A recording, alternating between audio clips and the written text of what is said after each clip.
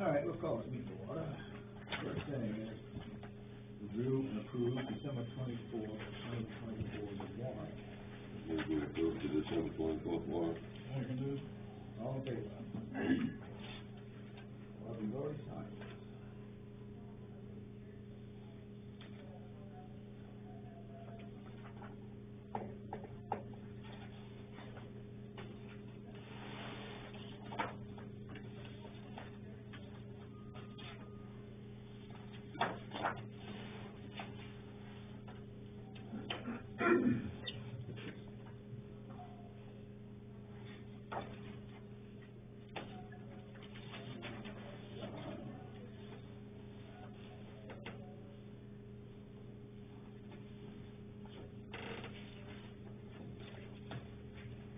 And review and approve December 31st, 2024 warrant.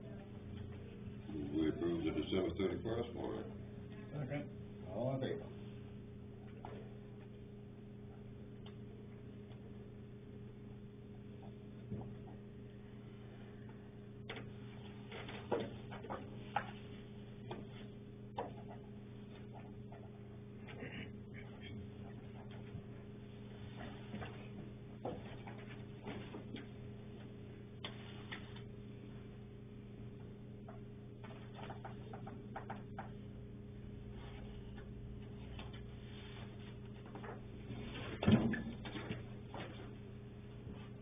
And review and approve January 7th, 2025 warrant.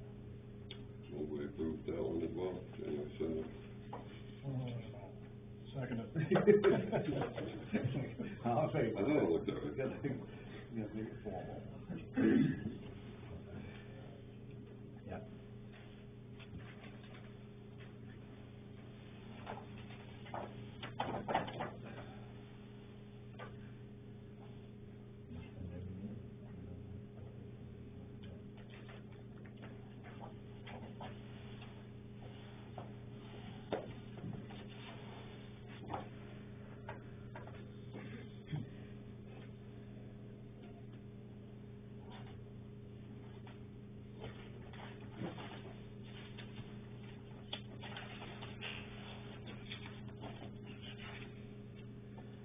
Dillon County Regional Assessment Abatement.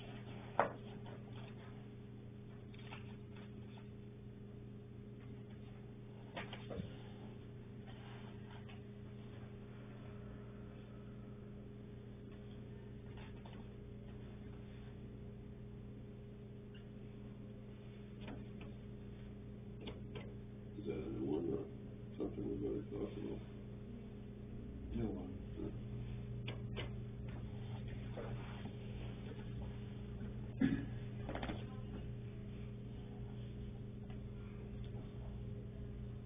Statement of taxes assessed against Oregon Eric B., Oregon Properties LLC. An abatement of $12,000, which gives him a credit of $207 on taxes.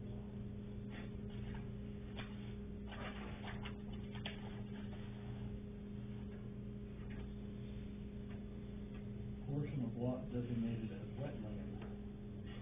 What's the reason?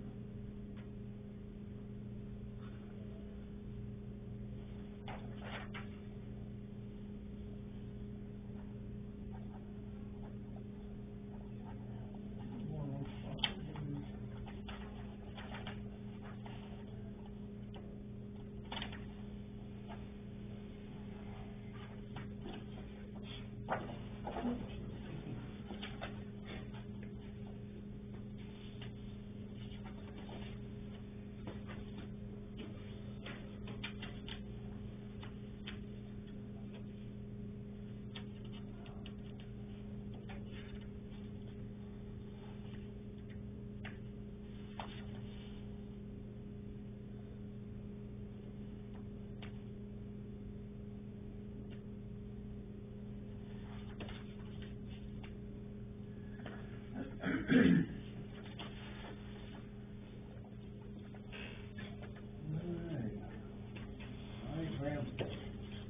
permit issue secondary resource protection. That's you, okay. Yep. What's next up on the, so what's, So, to me, it should be a mix-up. I live on Cram Road. Yeah. Right before you go up the big hill. There's a brook way across the street from me, that's in the protection, whatever. Yeah. Where it bumps over, the green line follows across Cram Road, which is ridiculous because the hill goes down the other way, and crosses on where possibly looks like my property, but without coordinates and without all that good stuff, how do you know it's exactly on my land, for one? For two, I bought this land in 2011, never heard of any conservation wetland, nothing like that. I built my house, built my garage 3 years ago, maybe 4. Supposedly, when this was in effect, they never said a word to me. I had Wes come over and look at the clearing where I was clearing a lot to build the garage across the brook. Wes said, no problem, we did measurements, all good, you can build it here, stay 100 feet away from the brook, 75 from the road, 15 from your neighbor. I had it all marked out, good to go. And then my girlfriend copped an attitude because she wanted to park in a garage next to the house instead of my tractor in a garage over there. So I did the garage on the house first, and spent a bunch of money to have excavation done to clear, flatten out the lot over there. I prepaid for a septic system to be done, and he can second that because I paid him. And I went to have power added over there, and they said you have to have this signed by the town, so I did. And then they said you're in the wetland zone, you can't build there anyway. We're not giving you a permit to build. And I hadn't even asked for a permit to build yet. I had just asked for power. I was possibly, in the spring, gonna build a building. If not, I would have power to put like a shed, some tools, whatever I wanted to over there. And they're telling me no. They telling you no is the power company? Code enforcement. Oh, code enforcement. Here. They're telling me no. I pay almost $4,000 in property taxes a year. You guys can't just adopt a map, overlay it onto my property and tell me I can't do something that I already got permission for. That is insane. yeah, you're on the left, Yeah. going out. Yeah. He's right before the log cabin, Jim, as you're going up the hill. Yeah, The what- log cabin where Yeah. Corey lives, he's the house that's way back on King Flat. Okay, all right, you're the ones that, little by little, been adding to it all Yeah. these years, Yeah, yeah. yeah. You're doing a good job. Thank you very much. I appreciate it. Okay.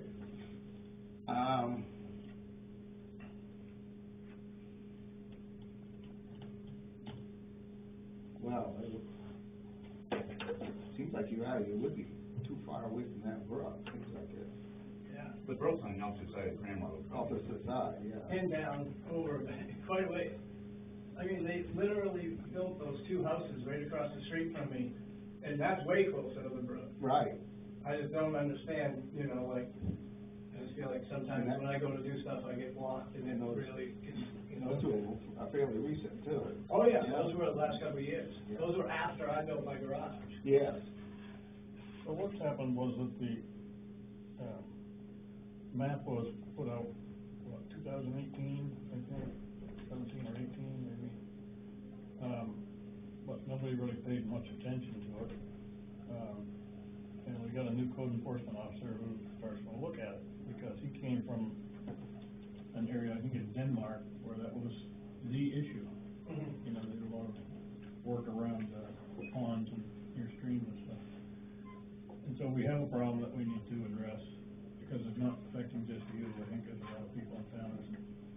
So they found that their land is coded wetland or resource protection area. I'll have to talk to Mike and see how to resolve it. There's the shoreline zoning ordinance was revised a few years ago, when Joe was having his solar panel or solar farm put in, that said if you get an expert to say that it's not within a resource protection or wetlands, then you're okay. We'll give you the ability to use it. I don't know if it's, obvious that it's not, we need to do something different. Maybe we don't need to send somebody out to hire a geotechnical engineer to say your property's on a hill, you know? Right. I mean, they told me I had to hire a, surveyor to come in and survey my land, and then have them overlap the map. And then after I spend probably $3,500, if it's overlapping and it is on my land, then I can't build there. So it just seems a little insane. He did come to us a while ago, and, I guess with everything going on and the holidays, we've never been here for a couple of weeks. We were supposed to have that discussion with him to figure out why all of a sudden all the discrepancies, I mean, like, so when I first got here, Brandon was the code enforcement officer, kind of left me high and dry, cost me probably $4,500 on insurance, because he told me he wouldn't give me a occupancy permit, but he actually did give it to me, and just didn't tell me, and put it in the folder, so I never even knew. Me too. So, anyway, That's why he isn't working. so then it was a different code enforcement officer, and they were, Van Hill. told me the brook was on the map by my house, and then Wes said the brook's not on the map. Wes came to my house, inspected, did all this other stuff because of my garage as well. Yeah. He did the whole, he was code enforcement on the garage. And then I asked him about the land next door. It just seems like every time there's a new code enforcement officer, there's a new change. different perspectives. Like, I'm involved in, because I came from Hollis, Buxton area. I found a piece of land out here, but I got lucky at owner finance. And then, you know, Baldwin just seemed easier to me. There was no, I didn't have anybody breathing down my throat. There was, you know, like, you wanna build a shed, go ahead, you know, like, put it on blocks or whatever, or maybe come talk to code, but they'll tell me what to do. It's just never like an issue, you know, it's always, it's really, really awesome involvement. It has been up until right now. But obviously that's something that hopefully we can resolve and figure out. We'll figure something out. But it just came like I wasn't even trying to pull the permit for the building yet, but it's in, you know, the back of my mind, there's something on my next move, and, to have her be like, nope, you can't, and not really say like the coordinates of where that would come across the road, no measurements, and it just seemed really out of this world. Yeah. Well, I agree. Who designates all the wetlands? Who designates all the wetlands? Cumberland County, us? Well, I think, See. as I recall, when they were, Joe, you were part of it, that Southern Maine Regional Planning Commission put the map together, and it was based on some aerial survey, or maybe some elevation surveys or something, and so, but it was never done in fine detail, not like we have for the floodplain maps, which, you know, at least on a floodplain map, you can look at it and go, oh yeah, I can see my house is in there. But I don't think there's anything up on that end, whether it's anything in floodplain or, It's on the side of the hill. lowland. Right? I could say, the problem for us in taking the map from Southern Maine Regional Planning, and it's either you take this that we sent you, or if you want to get down to granular detail, you're going to have to get boots on the ground to do it. Yeah, right. And that looked kind of expensive. Yeah. So we shifted the cost to the landowner. There's another way besides the one you talked about getting a permit to build. And it involves going in front of the planning board to get the permit, and you can build 1,500 square feet. Now, I don't know, I've talked with our two code enforcement officers about this. I don't know if that 1,500 square feet is a state number. In other words, there's a law there that says that's all we can do, or whether that 1,500 square feet is a number we can change.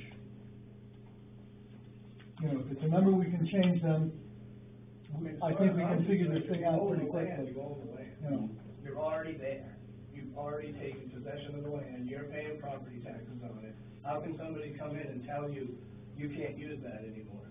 Like, maybe if somebody was buying the land and it was set up front to them, this is in shoreline zoning, but you can't just come along and block somebody like that. I wish that were true. Yeah. Well, I mean, you can, I mean, obviously, I'm hypothetically speaking, but But, you wouldn't think you could be able to do you know, something. we wanna do the reasonable thing, though, so. Yeah. Awesome. When we're talking about this, same thing, shoreline zoning and all that, obviously, you know, I have a pond on my property.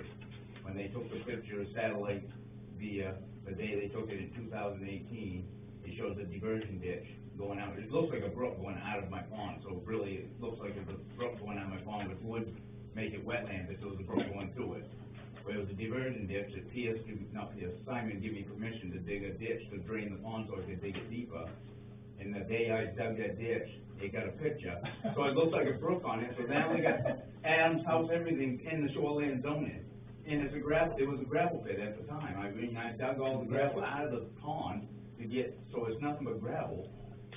But it looks like a brook on this picture, and so they made my whole lot pretty much Yeah, it's covered, his whole, right where his the house whole is, all the way thing, out. and I've got 4 separate lots now, so now it's saying that I can't even, my grandkids or nothing could ever build a house on that lot anymore. It's actually on the lot that you just bought from me. I mean, and I paid, same as him, I paid surveyors to come in and split it off for the grandkids or whatever I wanna do, and now they're saying, well, part of it, it's just big enough I probably could put a house on, but still, it's just gonna be a pain in the rear end.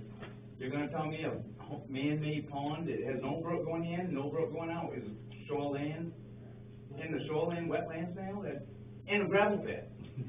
I don't understand it. Yeah, obviously, there's some flaws in the map.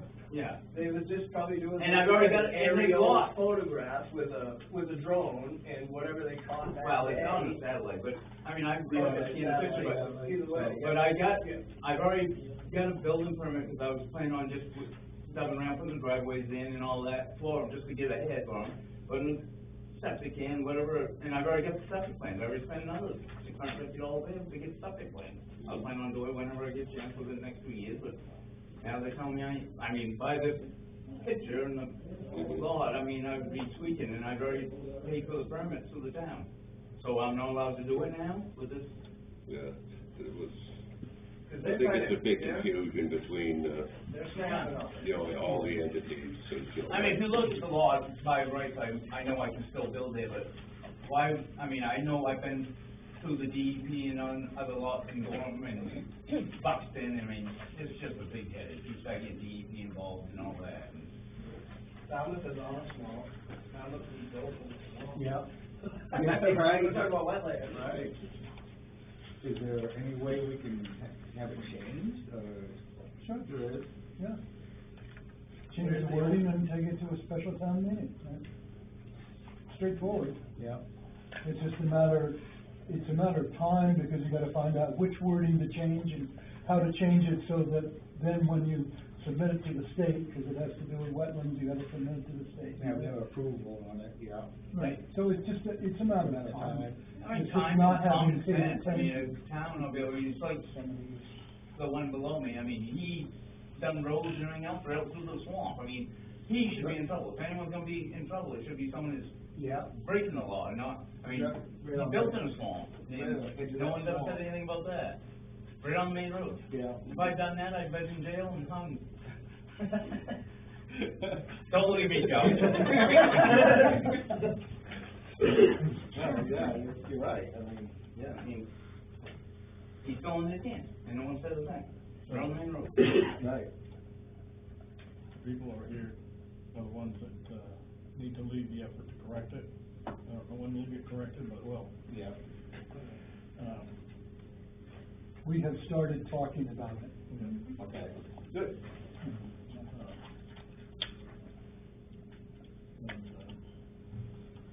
We can talk to Mike again.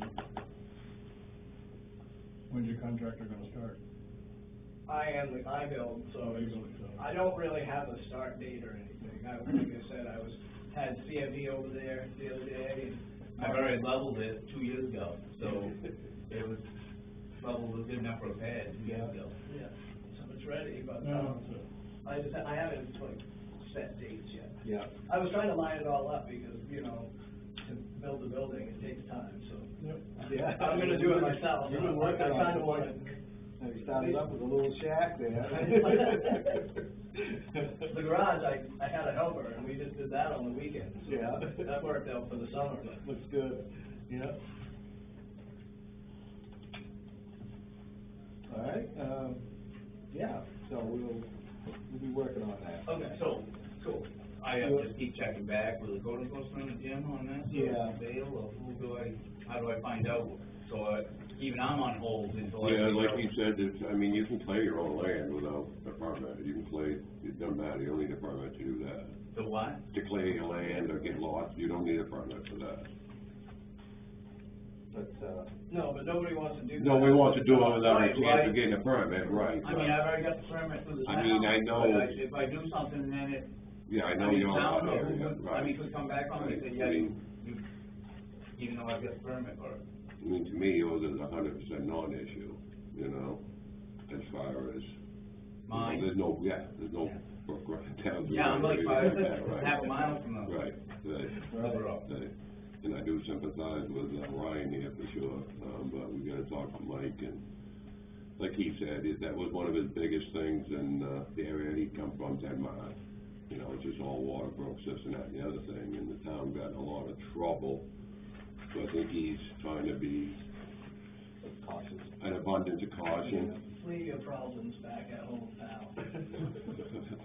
We're in Baldwin now. We're happy. Well, Yeah. we're trying to keep ourselves out of trouble too. No, he's a super nice guy, he just likes, Yeah. he's, you know, No, I get it. 1, 2, 3, 4. you When I know? do a job, I try to do it by the book as well. Right. I get it. Yeah, so, yeah, Yeah, we need well, to lie, this is Baldwin, Ryan. True.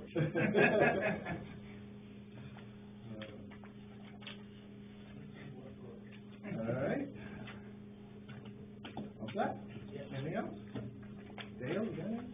No, I just checking on my property, I don't know, I mean, if I wanna go forward on it, what do I do? I mean, I don't wanna do anything until I know that, even though I get the okay to do it, and I've Well, already you paid can, for the thing, but I wanna make sure, I mean, you come look at my pond now, it doesn't have no yeah, brook going out of it. Right. I mean, if you did have a brook going through it and running over it, yeah, obviously it'd be, If there's a brook going on, it'd be going, you'd have to go across Cram Road, well, it probably goes down towards, go down to, yeah. Simon's old property. So, has Robin got your phone number? Robin, oh yeah, she got me in her speed dial. Everyone in town does, I'm sure. We will try to, give you a call and then get this thing resolved. We don't know when. That's why it goes, The other thing you can do is you can watch, it comes up as a warrant, article to amend an ordinance. See it in the paper, and then Yeah. come to the public hearing, and then come to the town meeting when they do that. So, do I file a warrant to amend it, or is it gonna be the town that The files? town will do it. Town will. Because we need to get the wording right. Yeah. Because there are some places where there are some wetlands, and we don't wanna just Right. wipe the whole thing. Yeah. No, I appreciate that, you guys, that's awesome. Okay. Speaking of special town meetings, go to a special town meeting to address funding questions. So,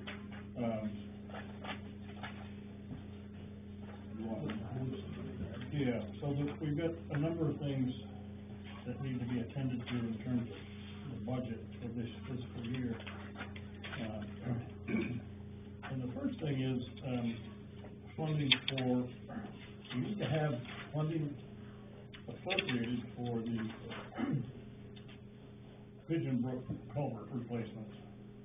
And, the engineer has an estimate of $345,000, and the state has said they're gonna give us $200,000. So, Leaves us $145. That leaves us $145. So we need to appropriate that before we can go out for a bid. I think legally, you can't bid something, We don't have the or you money. can, but Well, the government does it all the time.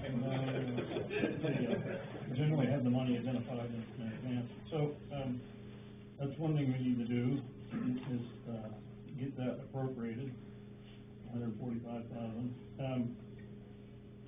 Then we have, comprehensive plan finish out work, which we looked at before, and the estimate that I came up with was about $3,000. That's to push it through to the final completion with hearings, modifications if needed.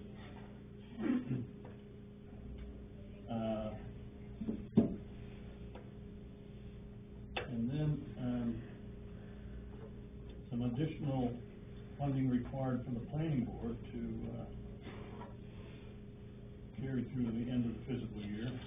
And I came up with $8,500, and the list of things that covers, that we discussed before, includes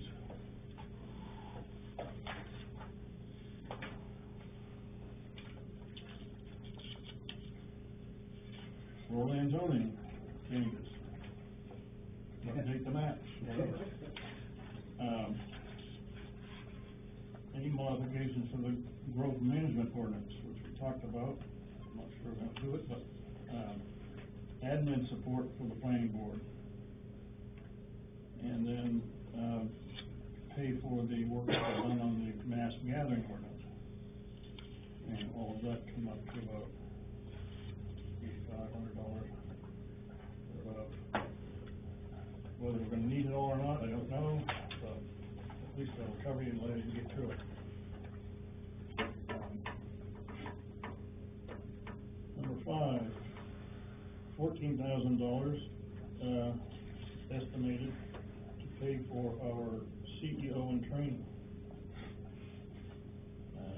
Going through the training process, which is online training, maybe some in-place training, and also assisting the CEO currently. And that came about with, about 26 weeks of 20 hours a week at the rate of $25 an hour. I think it comes out to maybe 13,000 by a little in there extra.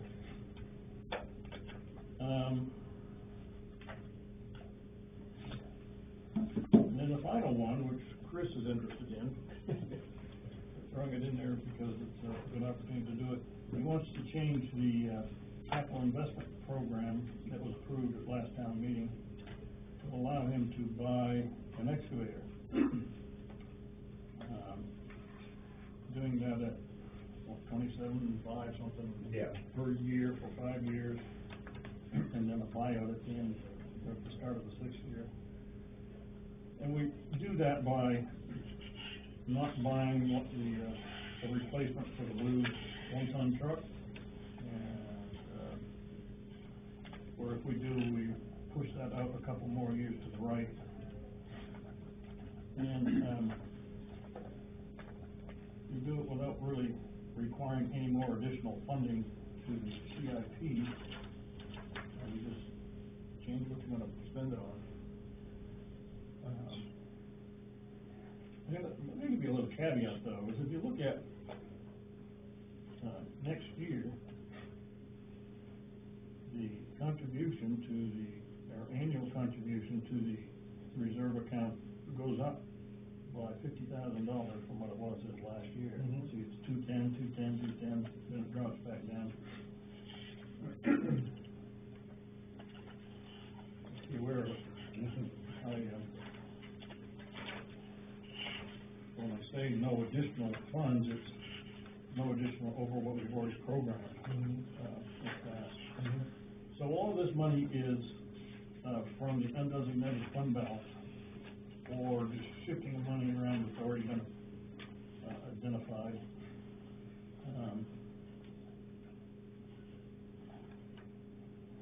need approval from the townspeople to do it.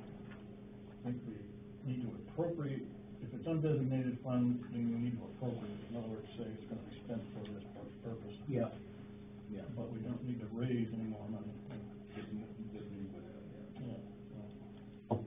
That's what, before, if we're gonna do it, we need to set a date and, then do at least a 1 week advance notification. I would say maybe sometime in late January, sooner the better. Yeah. Wasn't there some kind of meeting that we set for what you were doing? No? Too much time off, I mean, it seems like there was something. Not enough time. I know. We could do it on the 21st. You're gonna put the mass gathering ordinance in there? I don't know. 2 weeks. We haven't really discussed that. I just throw that in, I mean, not that Yeah. I want it done or anything. Really, it's hanging out there. Like Gail says, we're gonna forget about it, you know? I talked with Mike about it the other day, and then kind of a wishy-washy feeling from him, what it was. The only problem I have with the 21st is I may not be here. The 21st. Yeah. Which, 2 of the 3 rules, so I guess it doesn't matter, but, Yeah, well, it's really, not something that we need to vote on. Right, exactly, The townspeople. yeah. That's what I mean, just don't, Yeah. you know, if you let that day go for it, it'll just, You may not be able to do it. probably won't, Yeah. yeah. Did they decide to go with the warranty? You were talking about getting a warranty to go with the excavator? Nothing is set in stone yet as far as what, necessarily what we're buying, what brand we're buying, or what Okay, we're just going with. be careful, because there's a third-party warranty out there, and a lot of the towns are having problems collecting on it, or. Yeah, I wouldn't do a third-party But warranty. they didn't know it until Yeah, it was the day of the signing. as of right now, we're looking at a lease, Mhm. and at the end of it, we can turn it in, or we can buy it. Yeah.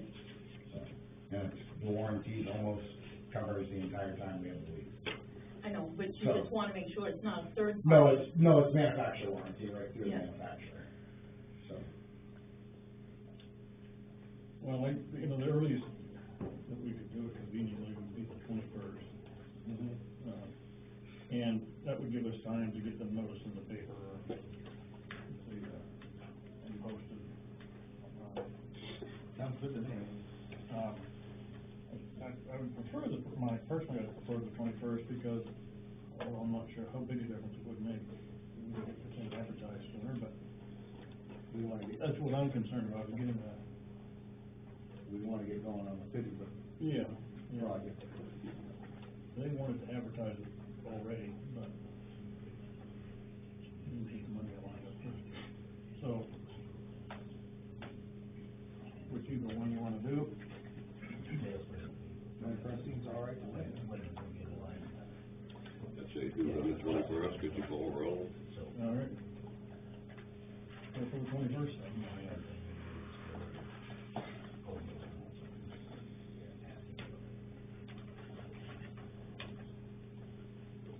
Now, I'll give you something. Something else with the paper. On the board, no.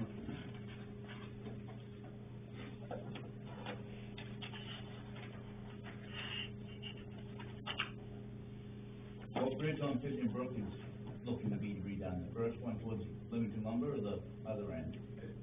It's actually it's on River Road, it's the double culvert right on River Road first line, after you leave Fisher Brook. The town can't fix 2 culverts? It's 2 6-foot culverts. The town can't fix 2 6-foot culverts? Not with JCB backhoe. And that's where you can teach it. I don't even know if I can get big enough. 100-some thousand, there's half a It's- machine. It's gonna end up being, the engineers have designed it to be a 23-foot box. They set them.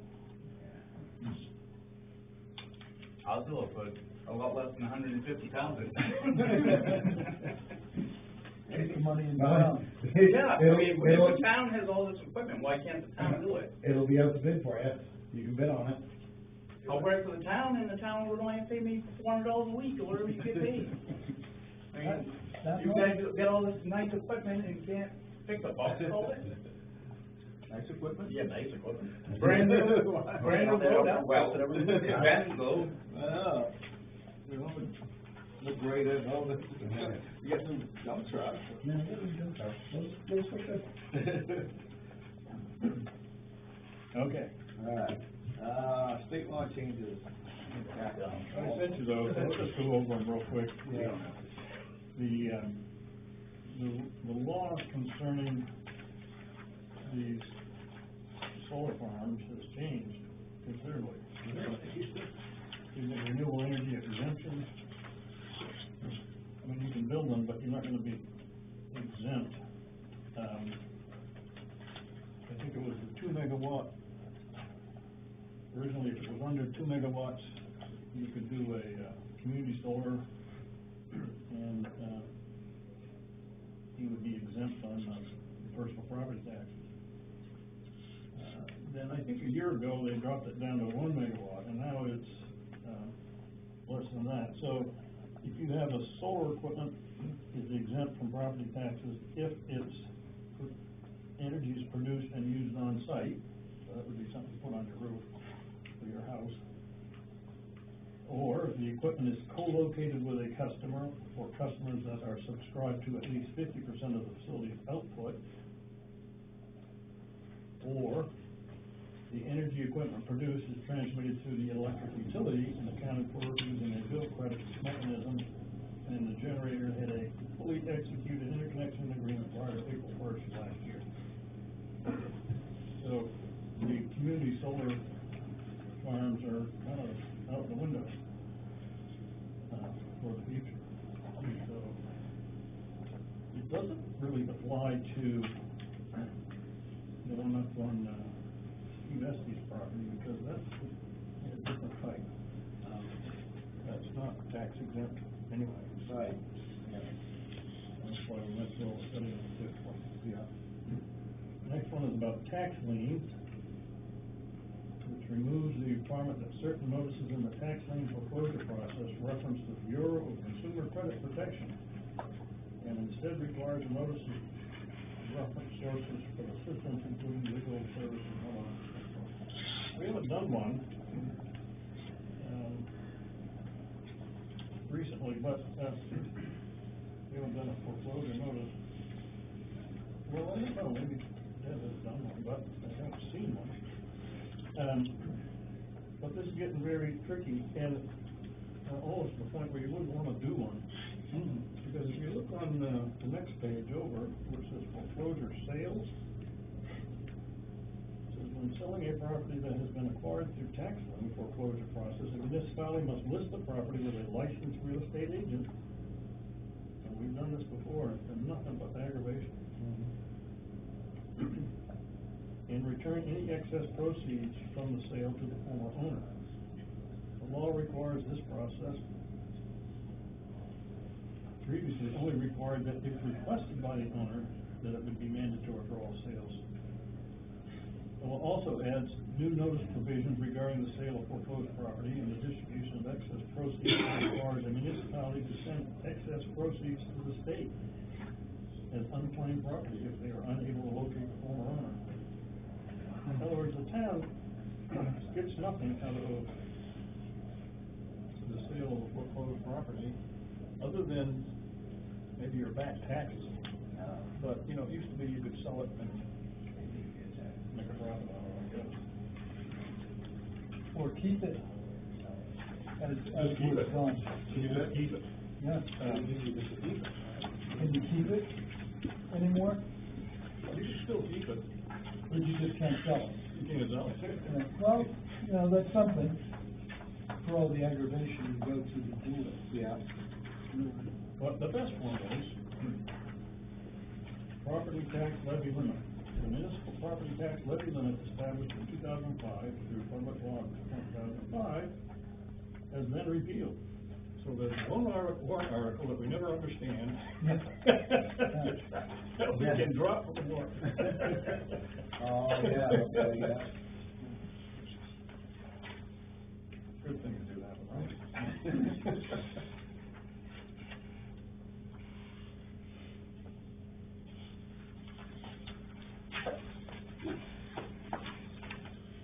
While we're on the subject of this, state law changes, what are we doing in Baldwin as far as the, payroll tax now, new payroll tax? He's taking it out. I think I saw it,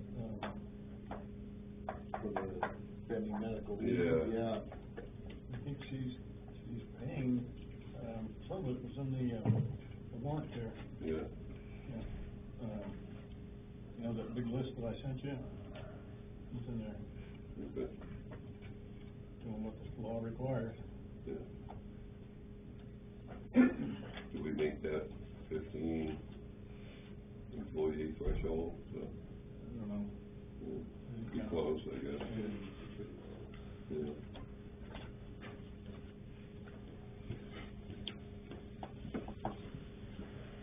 Time is for the next annual town meeting. Well, I sent you that thing about auditing. Yeah. Yeah, I think you saw that my question to the auditor, was she gonna have any information for us, you know? Yeah. Within the first month of, the next fiscal year, and she essentially said no. So, the question is, when do we hold the next town meeting? Do you do it, you know, end of June, first of July-ish, or you wait till the first of September? Personally, I'd rather get it over with quicker, but I think you have more information when you at least have finished the year, and Debbie can put together a trio run. So at least you know what you've spent. So I would say, then use that information to build your budget, so that would be speaking for a, town meeting in early September.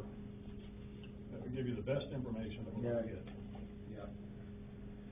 It'd be better if we had some audit numbers, but we're not gonna get it.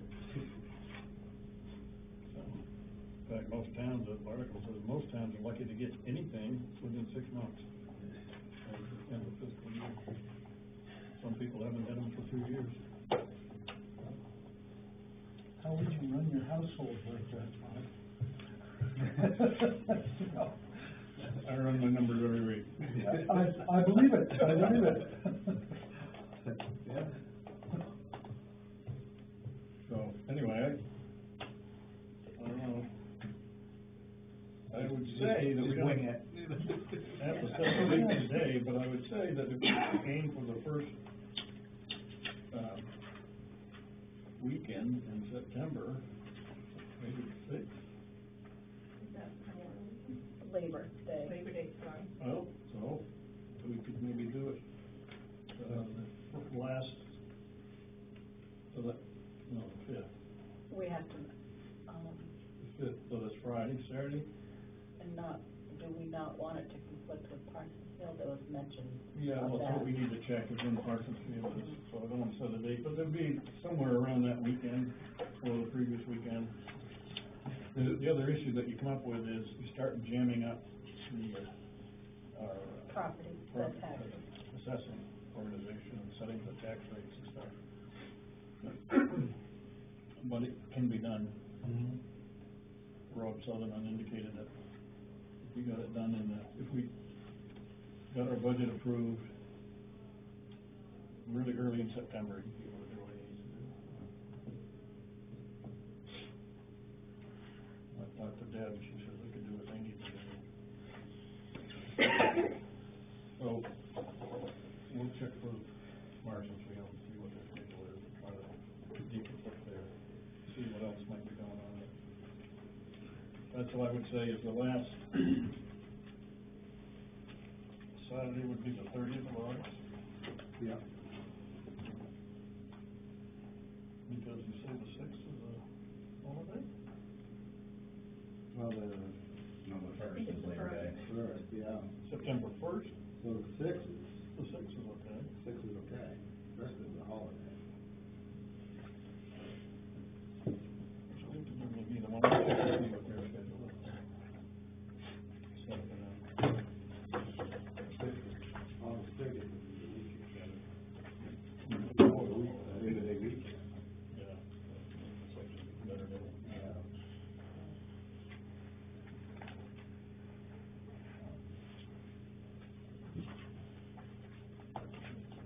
All right. Alright.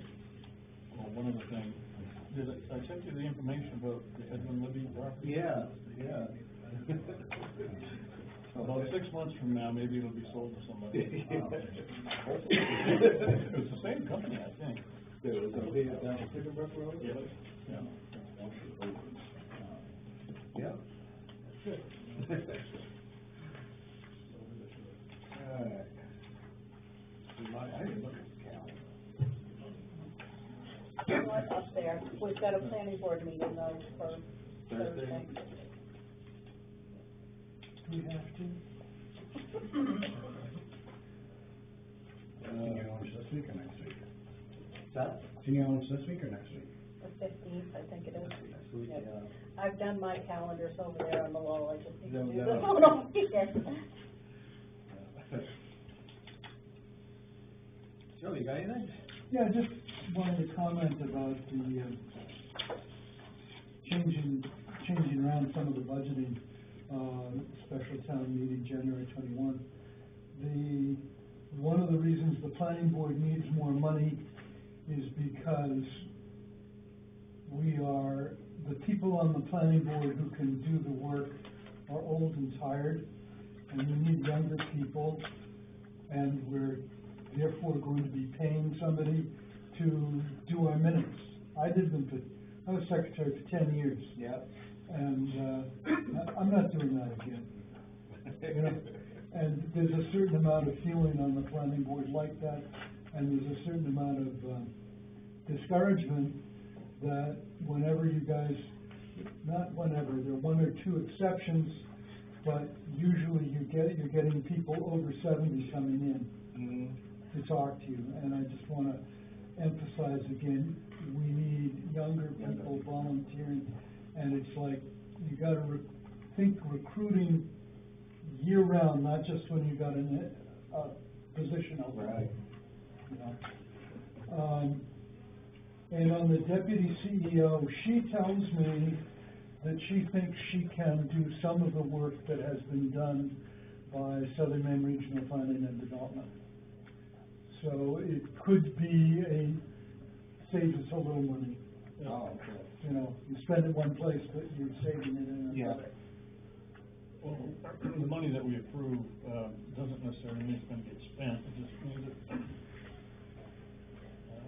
it's budgeted that it might get spent. Yeah, And if it doesn't, it goes into the unfunded fund balance account. good stuff. That's all, my observation. You're gonna have to tell that story though at the special town meeting.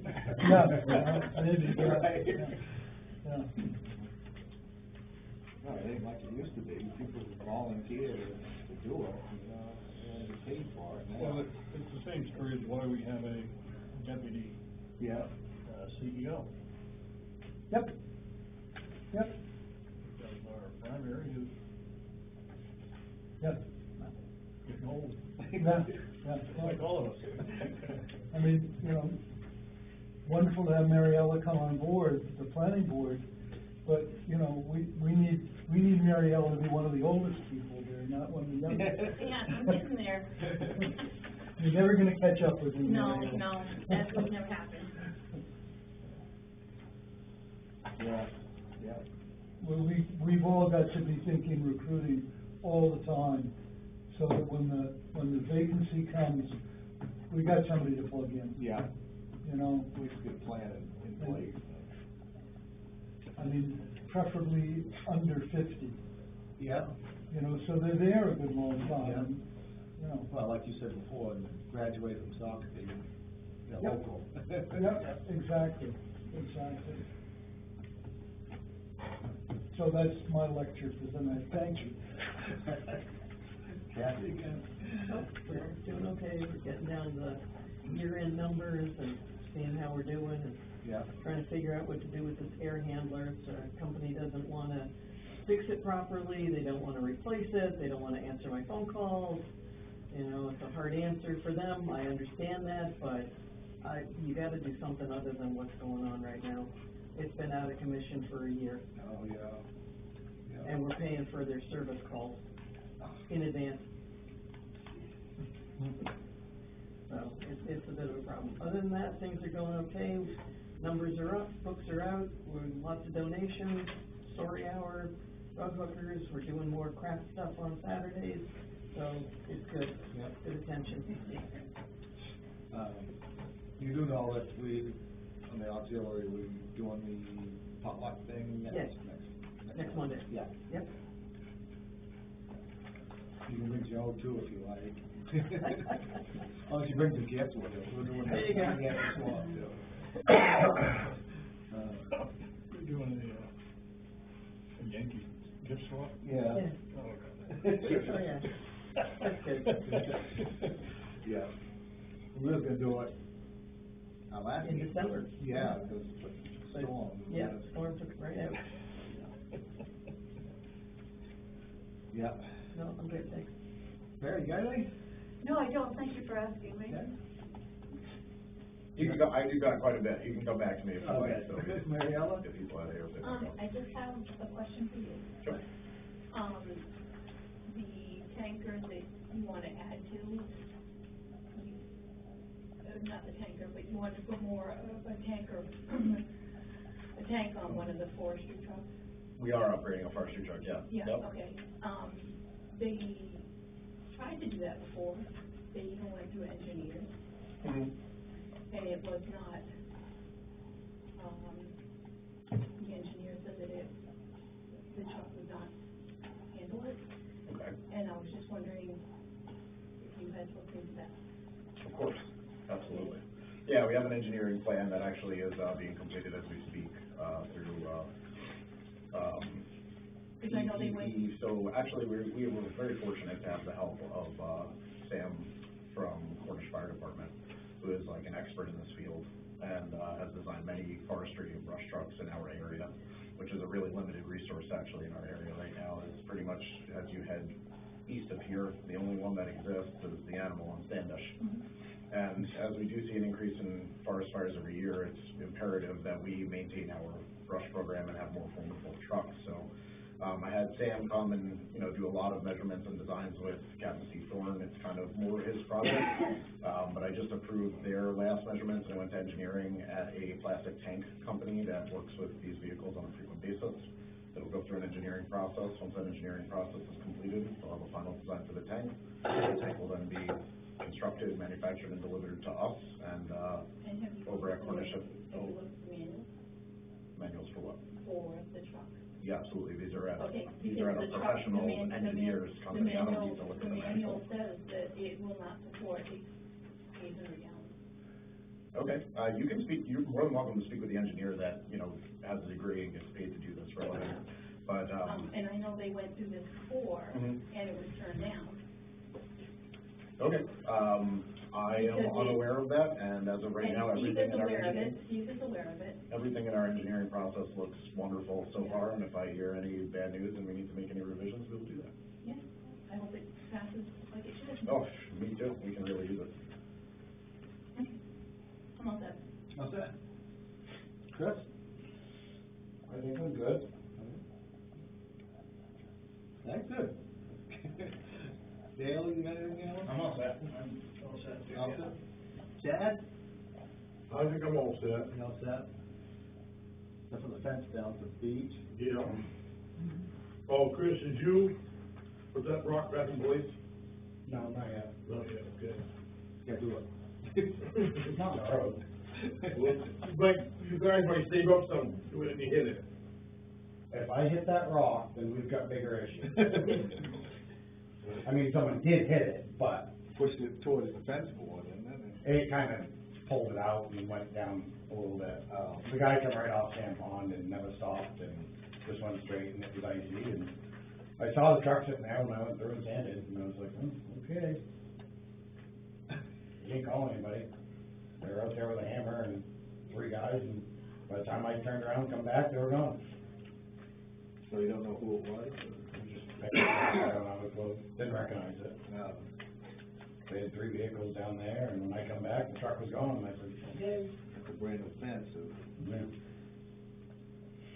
Bob said it should be able to be repaired fairly easy. I think we just Yeah, I put think- the thing back up on the. Yeah, I don't think it'd be much, I mean, I think we can just get it sucked back in and pull it back up, so, it's not bad. All right. Anything else, Chad? No. Robert? Bob? Dan? No, good. Good. You want to talk? I got one for you, but I just was giving people the opportunity. Thank you, guys. Appreciate it. I'll touch base. That's it. Yeah, that's fine, I mean, Thank you. okay, I can spare you the updates if you'd like. I just first off want to hope everybody had a wonderful holiday season, and, I just have some heavy news and then some good stuff at the end. So just this past week, my neighbor who, we had taken very good care of in the town as my neighbor, Maria Fleming, she did pass. And, I can't give details obviously because it's a violation of HIPAA, but I was there at the call. And, her son and his roommate are gonna be the ones who are now occupying that house. I'm sure they'll at some point come to you guys, but Maria Fleming is no longer with us. So, make sure it's confused. Also, just this past, I'll include it with some good news in a way.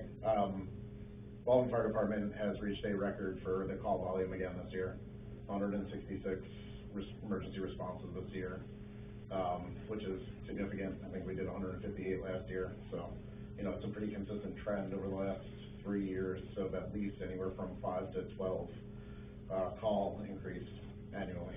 So we're still consistently seeing an upward trend in the amount of emergency responses, and I can confidently say we've had a wonderful turnout in terms of the amount of personnel and the amount of licensed and certified personnel in each one of those emergency responses. So Baldwin is becoming a more effective fire department by the year. Good. Yeah.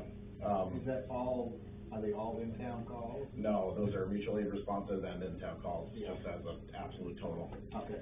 We'll have some statistics broken down by dispatch. We have a pretty large meeting with dispatch coming up on the 15th of January, so we'll be getting a lot of stats and doing a lot of updates with them. 2 nights ago, we responded to a very large commercial structure fire, over in Brownfield. As Heart and Hand, people that I'm very good friends with. I own a dog from their breeding program that they have, and I buy all my farm seed from them. Brownfield was initially, toned to the call. They started to call Hiram and Conway and just about everybody in the area. And, when we responded to the call, the building was already fully involved, but had, some what we call tenable space that is, able to be occupied and potentially, make a difference in the fire. Me and Kyle Estes and Steve Thorne and Howard and Jake Bradway, all made our way to the scene and kind of had our individual jobs given to us. Me and Kyle, were able to be the first team to make entry into the building while it was on fire. And it was extremely dangerous conditions. We had zero visibility and were involved in what we call a flashover. There was an explosion while we were inside the building. Very fortunate for me and Kyle and 2 other companies that were operating on the other side of the building in Hiram, there were no injuries. But it was a pretty serious fire, one of the more serious incidences that I've been involved in, even as a career fireman in Westbrook, when I see a good amount of this. So what it has inspired to do, at least, is it has inspired some of the mutual aid departments that are more up to our west and north, to join with us to do more collaborative trainings, because they were quite impressed with how Baldwin and Hiram me and the chief of Hiram went to the academy together, so we're awful good friends and we work together a lot, and they were quite impressed with how we were able to collaborate and basically minimize damage as much as possible, and fortunately minimize injury. Sadly, we were not able to make it to the second story where 2 animals did perish, and they did lose most of their main building and their store. We were able to push the fire back into the main building and basically save the new permanent greenhouses that they had put up, and all of their greenhouses are essentially saved as well. But it's a very sad day for Jen and Matco, and it'll be a rough road for them rebuilding. Fortunately, their community loves them, and as do we over at my farm, and, you know, and Spalding Fire Department with all the other fire departments has kind of reached out and, you know, said if they need anything in the rebuilding process, that we'd be happy to provide them assistance. So, we don't often get to see commercial structure fires out this way. Even in Standish and, you know, Gorham, it's rare. We go to residential fires, you know, we go to chimney fires, and we go to house fires, and we go to trees down and electrical problems and car accidents and all that good stuff, and, you can't train enough for these events, and I find that we're very fortunate, but we don't get to choose what we go to as firemen, and as well the fire department, so it's essential for us to really, you know, speaking kind of a little bit to what Josiah was saying earlier, this isn't a game for older people, and it's not anything that somebody wants to volunteer to do. My wife wanted to kill me when she saw on Portland News what happened, because there's videos of the explosion. She was like, "You're inside, weren't you?" I said, "I was with Kyle," and she's like, "You both have children." But we don't dress up in a costume and, you know, play firefighter. We're here to save our friends and our families, and we make a promise. And so this is what we do and why we train for it. Why it's necessary that we spend money on having the most updated gear, the most updated training, and fire apparatus that is sufficient to provide that service to the community. So, although a heavy day, there was a lot of wonderful things taken out of it. They have a lot of nitrogen fertilizer in there, don't they? They sure do. The actual backdraft was created, or I don't really believe there was a backdraft. I personally believe it's a flashover, and that's a little bit more into the fire science side of things. But me and Kyle were able to observe the smoke conditions changing. We made the decision to leave. As soon as we made the decision to leave, everything that was smoke instantly turned to fire. So it wasn't a fuel-based explosion. It was smoke gets to a point where it's superheated, and smoke itself is ignitable. And that is essentially a flashover when it's pressurized. And so that smoke will change to a very dark and get very quiet. It's very eerie. And it's very exciting, I can tell you that personally. I'm just grateful that it all worked out really well. And definitely one of those fires that'll shape you a little bit. Anyways, that being said, we today send in the bill for our First Due program, which is our CAD, computer automated dispatch software that the rest of the county is using. Minus like 2 or 3 towns, like I think Bridgeton and Sebago are still not yet going to First Due, but I know that Bridgeton is on their way. What this does for us is it increases safety significantly and helps us plan for these situations like this. A perfect example is Robbins Lumber or Livington Lumber. They have a building number for each one of the buildings. We constantly get fire alarm calls there. One day it is going to be the real thing. I hope I am long dead when that happens, but I'm ready to respond if that's what needs to happen. And often it's very difficult for dispatch to understand what building it's coming from, because an alarm company is calling dispatch, not Livington Lumber calling dispatch. And so the alarm company has no idea what building number that it's in. And we have all of these buildings to select from.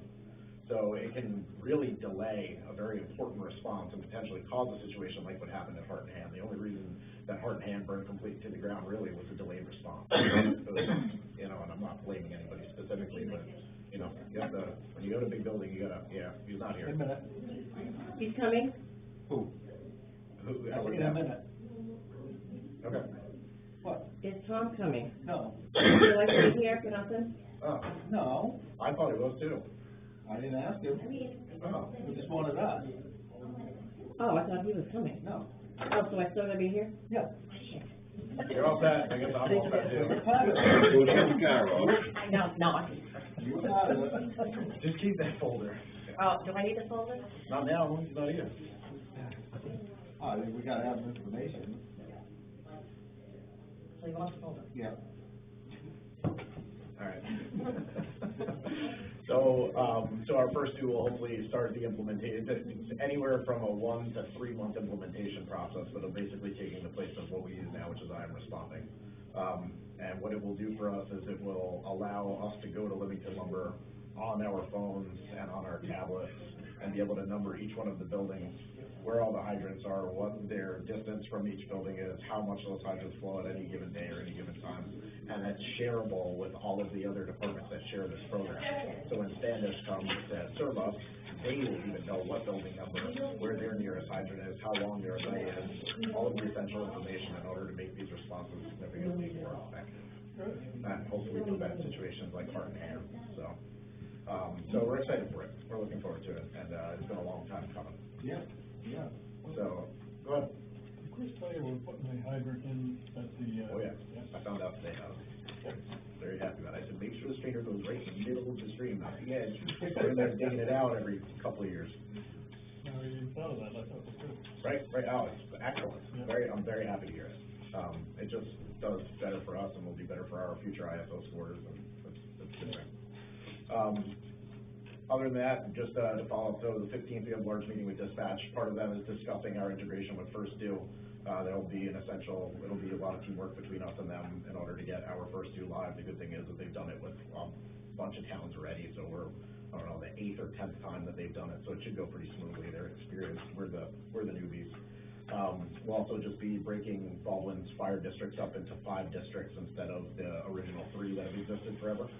And a lot of the reason is that, when you have some calls in like the Pentonville Pine area, you'll have Standish driving through Sebago with an ambulance to get to a call when Sebago A5 is potentially manned. Mm-hmm. And although we do pay for their service, and they will come, it does delay that service, especially when you have a terrible incident like a cardiac arrest. Time is essential. So, it will help improve quite a bit the way that we, and what apparatus and what resources essentially we're giving to each one of those districts. Steve Thorne actually is the one who has the final drawings on where District 4 and 5 will be, but for the most part, it won't affect most of town, just like the Sebago corner. Just Mariondale. Pretty much. I must be in that. You're on the new district. You'll be in a brand new district, which is good. It just means that you'll have adequate resources assigned to your area to make the response significant. I tell you, both of my neighbors on each side have called the, rescue unit, there like that, you know.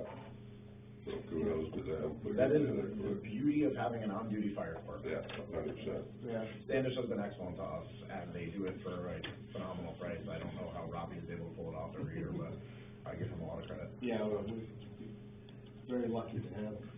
We're fortunate. Professional. And like I said earlier, if our call volume is increasing, it's obviously we need it. Yeah. So, All right. I've had just one last piece, because I probably have some other stuff, but I don't have my agenda in front of me, so it's more focused on our executive session potentially. I did have a meeting with Halsey Frank from the offices of Susan Collins. We are discussing and have started an application for a congressional spending grant. We are applying for $2 million to build the central fire station. Susan Collins is already aware of herself of the project, as I spoke with them last year, before I took a leave of absence for my child, and it looks like they're very interested in doing it now, especially with Susan Collins' new position, who is the head of the Committee of Congressional Spending in the federal government. So I'm hoping that gives us a leg up. We're not going to know the details for some time, but we're looking at, having a previously application cap of like $1.25 million, now having an application cap of 2, and obviously I'm going to go for the whole thing. So I will obviously keep you guys updated, and keep your fingers crossed. What a wonderful thing to bring to town that would be. Yeah, right. That's all I got. Okay. All right, I move the select board go into executive session pursuant to MSA section 405A to discuss personnel matters. All in favor?